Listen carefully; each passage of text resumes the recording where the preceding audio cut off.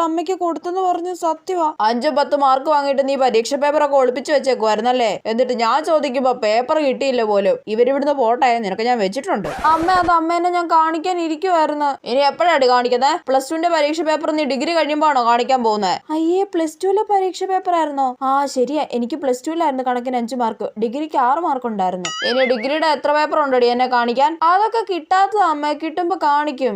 കാണിച്ചില്ലെങ്കിലേ ഞാൻ നേരെ കോളേജിലോട്ട് വരും. എന്നിട്ട് നേരെ ടീച്ചർമാരോടൊക്കെ നിന്റെ കാര്യങ്ങളൊക്കെ പറഞ്ഞു കൊടുക്കും. എന്നെ കൊണ്ടത് ചെയ്യിക്കരുത്. അയ്യോ, അങ്ങനെ പരീക്ഷ പേപ്പറിന്റെ കാര്യത്തിൽ ഒരു തീരുമാനമായി.